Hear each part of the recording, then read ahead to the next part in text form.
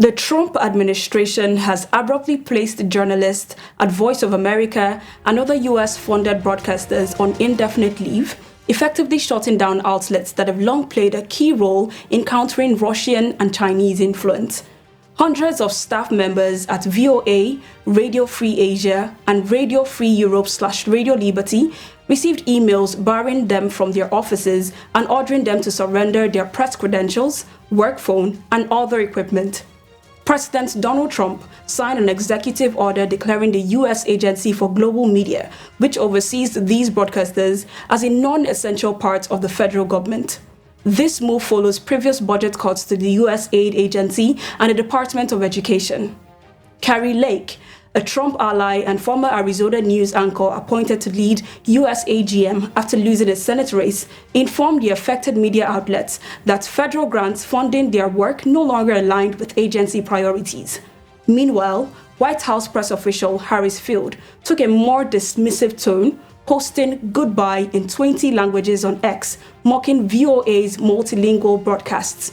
The Radio Free Europe president, Stephen Kapus, condemned the decision, calling it a massive gift to America's enemies. These US-funded broadcasters were originally launched to counter Soviet influences. Now they have, in recent decades, focused on exposing censorship and government repression in Russia, China, and beyond.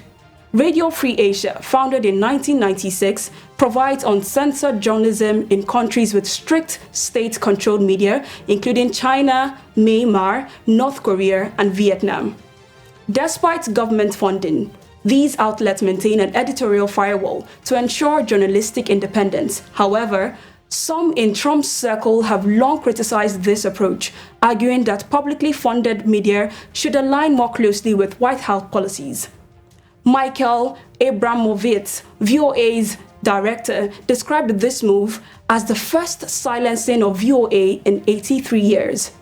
The Association for International Broadcasting has urged the Trump administration to reverse its decision, warning that such move would empower authoritarian regimes and damage U.S. credibility.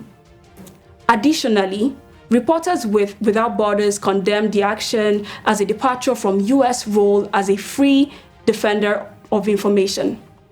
As the world becomes more tense and false information spreads, shutting down independent US-funded media raises questions about America's commitment to press freedom and global influence.